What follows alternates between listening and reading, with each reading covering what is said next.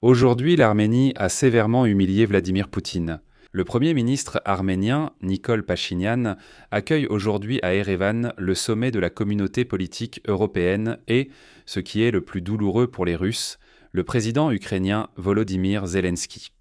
Il n'y a pas si longtemps, Vladimir Poutine disait avec assurance à Nikol Pachinian qu'il devrait choisir entre l'Union européenne et l'Union économique eurasiatique. En gros, l'Arménie ne peut pas être à la fois avec la Russie et avec l'Europe.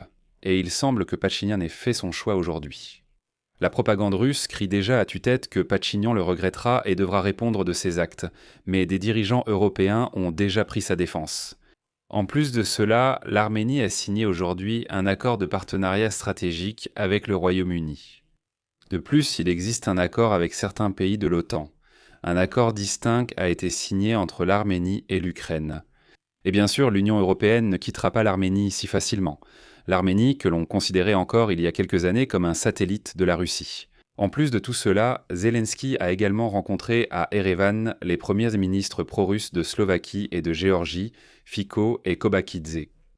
Et c'est justement depuis Erevan que Zelensky a annoncé l'attaque de drones ukrainiens contre le défilé de la victoire à Moscou, le 9 mai. Je m'appelle Alexei Pichi, discutons ensemble de ce sujet. Mais avant de commencer cet épisode, je vous demande de vous abonner à la chaîne. Likez cette vidéo et laissez n'importe quel commentaire sous cette vidéo. Eh bien, commençons. Alors, aujourd'hui, toute la machine de propagande russe essaye tant bien que mal de justifier le fait que Vladimir Poutine n'a plus aucune influence, même sur l'Arménie. De plus, Vladimir Poutine est tellement faible qu'il ne peut même pas empêcher la visite de Volodymyr Zelensky dans un pays qui est encore membre de l'OTSC. Mais c'est un problème pour la Russie. Imaginez l'ampleur de la situation. Les dirigeants de 50 pays de l'Union européenne, le secrétaire général de l'OTAN et même des représentants du Canada et de la Turquie sont venus aujourd'hui à Erevan pour le 8e sommet de la communauté politique européenne. C'est un événement historique car l'Arménie accueille pour la première fois un forum d'une telle envergure, réunissant les dirigeants de presque tout le continent. Et ce qui est important, c'est qu'ils sont tous des adversaires de la Russie. Et ici, je vais citer le président français Emmanuel Macron. Soyons honnêtes, il y a 8 ans, personne ne serait venu ici en Arménie. Il y a 8 ans, à la table des négociations, ce pays était considéré comme un satellite de facto de la Russie.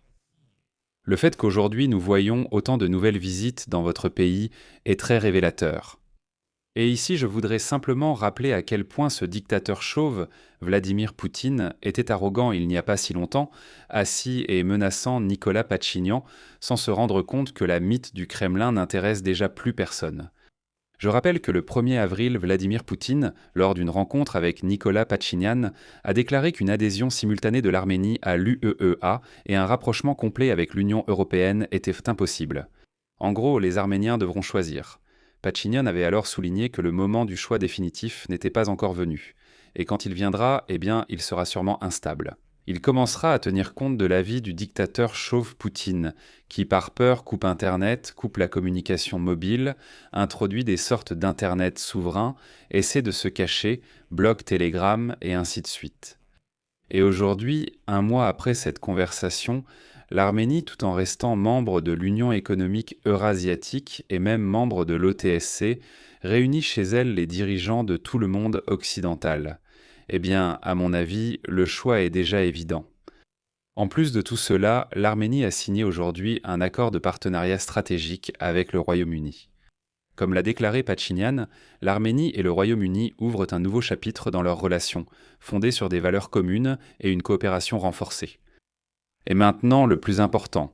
Rappelez-vous que l'Arménie n'a pas encore quitté l'OTSC et qu'il y a encore des militaires russes entruiteux sur son territoire. Voilà.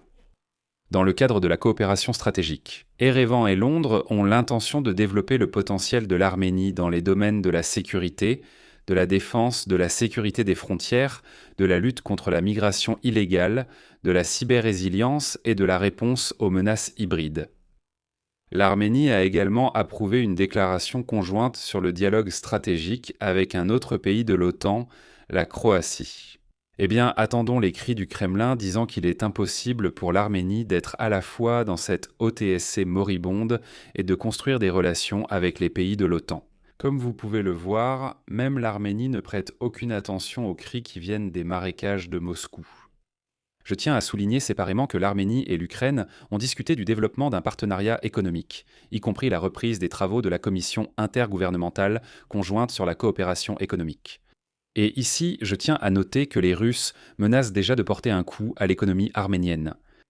Mais vraiment, vous, Russes mal lavés, pensez-vous que, avant de signer des accords avec les Européens, avec le Royaume-Uni, etc., Pachinian n'a-t-il pas discuté avec eux de certains instruments compensatoires pour éviter que cela ne devienne un choc pour l'économie arménienne? Vous pensez vraiment que tout le monde autour de vous est aussi stupide? Ce qui blesse le plus le Kremlin, c'est ceci.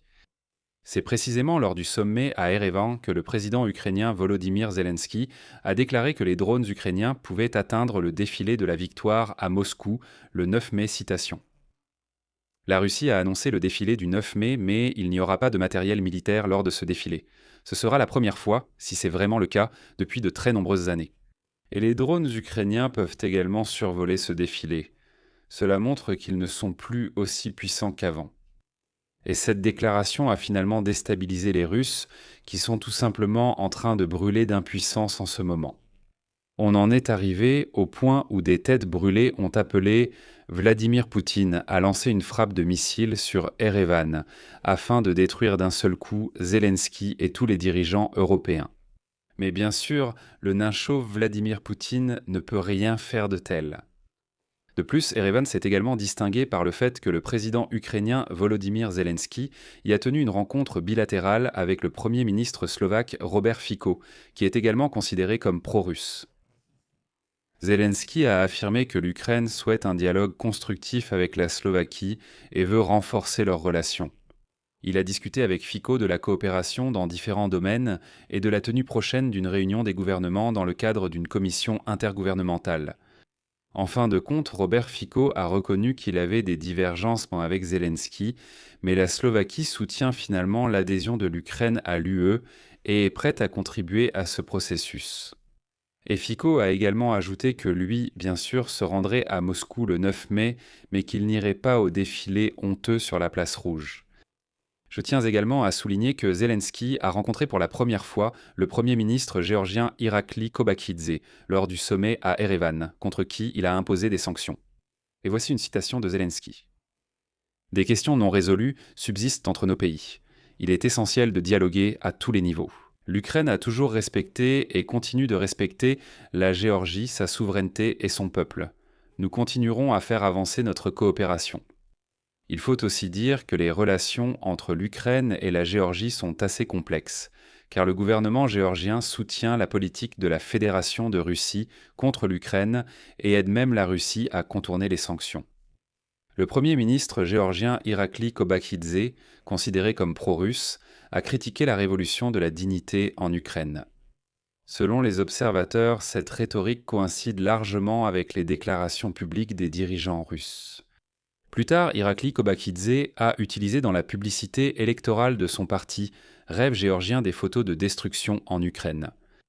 Plus tard, commentant cette démarche à l'antenne d'une chaîne de télévision géorgienne, il a déclaré que cela avait soi-disant permis, je cite, de dévoiler la vérité sur l'Ukraine. Et voilà, même avec de tels dirigeants pro-russes, des rencontres ont lieu, tandis que Vladimir Poutine se cache à nouveau honteusement dans son bunker. Je vais m'arrêter là. Donnez votre avis, partagez vos conclusions dans les commentaires sous cette émission. Abonnez-vous à la chaîne, activez la cloche et n'oubliez pas de mettre un like. Si vous souhaitez soutenir le travail de cette chaîne YouTube, vous pouvez le faire via un don ou un abonnement payant en utilisant les liens et les informations dans la description de cette vidéo. C'est tout pour aujourd'hui. Prenez soin de vous. À bientôt à tous.